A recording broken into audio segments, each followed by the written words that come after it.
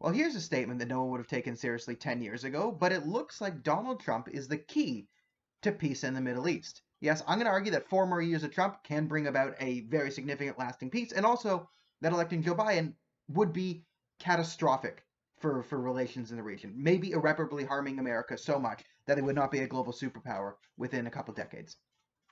Okay, the media has been so dishonest, but if you've looked at what has happened recently, you are seeing some very massive changes. I broke down the UAE peace deal, right, and how big it is. You finally have Arab nations recognizing Israel. Bahrain and Oman are lined up next. There's talks in Morocco. But even bigger, huge news, the president of Lebanon now publicly states that they're open to having peace with Israel.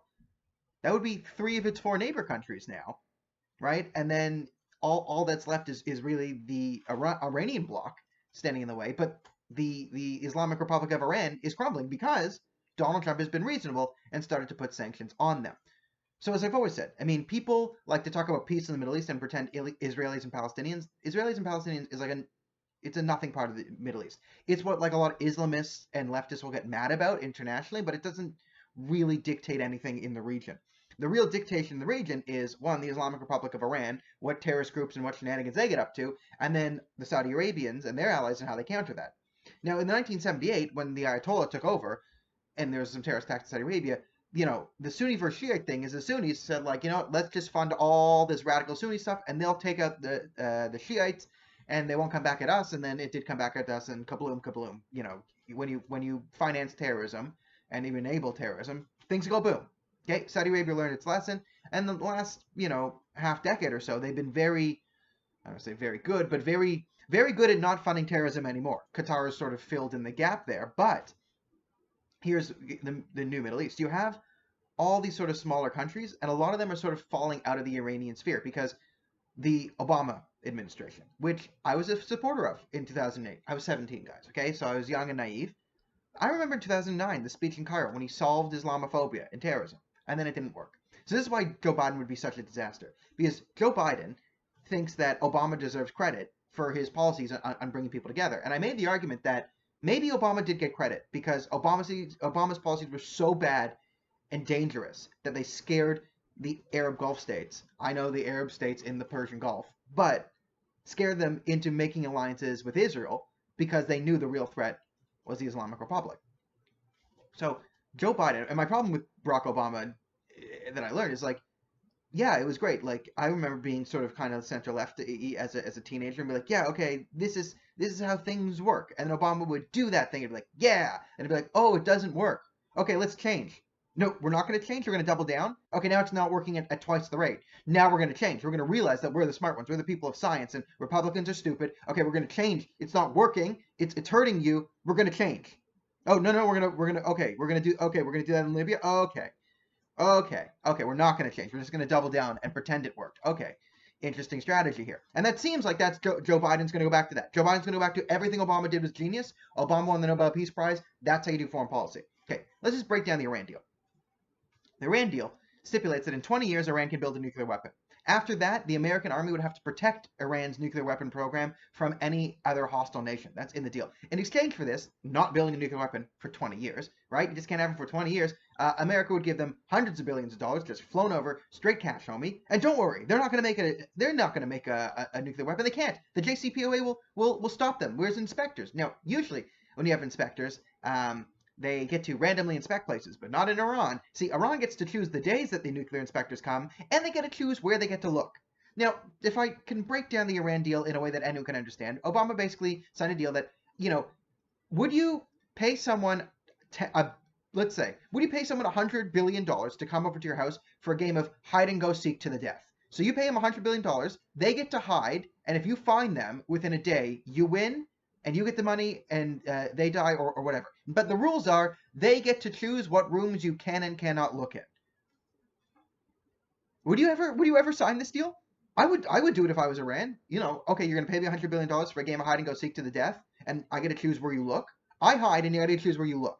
Okay, that's the Iran deal. That's the Iran deal. This is the Obama foreign policy. This is the great genius of the Democratic Party, Ben Rhodes, Joe Biden, Barack Obama, and they want to return to this.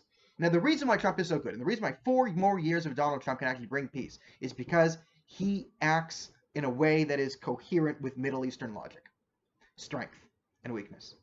Okay?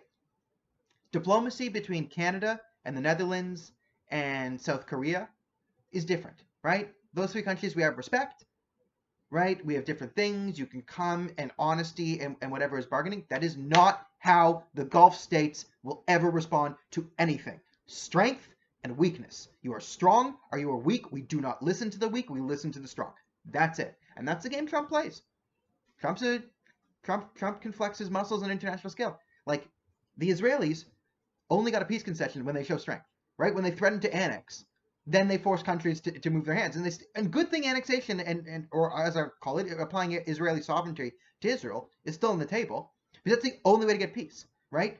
When they gave Gaza back to the Palestinians, they physically removed, ethnically cleansed every single Jew out of Gaza. The Israeli government did. Ethnic cleansed every single Jew. Gave them all the infrastructure. It's not how you negotiate in the Middle East. It's not. That's a sign of weakness. I think it's a sign of weakness. Hamas won the election. They murdered a bunch of Palestinians in Fatah. Then they started launching rockets at Israel and declared war. We just say, okay, if you're just going to give us what we want, then we'll push even harder. You have to give us more. Give us all of Israel now. Like that was their plan. Show strength. Take stuff away. Kill Hamas operatives. Force them into a peace. This is what Trump is good at. Bargaining from a position of strength. That is how you do the Middle East. And if you put the Democrats back in, you put Joe Biden back in, and they want to reestablish the Iran deal and pretend they were such these great diplomats because they negotiated with Iran. Oh, Donald Trump could never negotiate with Iran. He's too stupid or too foolish. Like, you just gave them tens of billions of dollars so they could build nukes. Like, what was the negotiation there? Right? And now Trump has them sanctioned. So the great thing is, all these different countries are falling out of the Iranian sphere of influence, because sanctions on Iran are a good thing, because the Iranian government was taking the Iranian people's money anyway and just sending it to foreign governments and foreign terrorist groups. Right? So the Iranian people are equally as screwed financially, under sanctions and not under sanctions. This time their money just doesn't go to terrorist groups. And then because it's not going to terrorist groups in other countries like Lebanon, which was strongly under the Iranian sphere of influence for the last 2 decades, they're starting to talk about peace with Israel because it's realizing it's not profitable. Because the Islamic Republic can't just go fund their shenanigans anymore.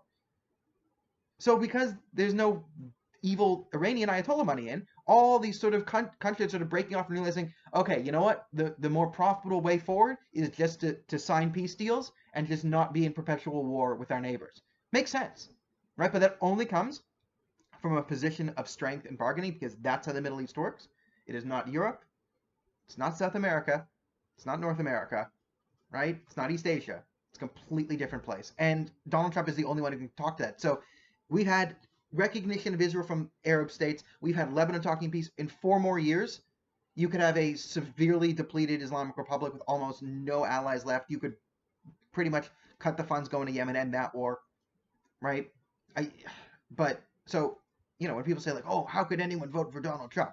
Listen, if you prioritize peace in the Middle East, if that's actually a priority to you, and you don't vote for Donald Trump, then I think you're a crazy person. But if peace in the Middle East is like a voting priority or whatever, or if someone values that, well, then that's a good reason to vote for Donald Trump, because Joe Biden will probably 95% bring utter chaos and have just a decade of horrible foreign policy for America going forward. Undo all the good and redo all the bad that Obama did.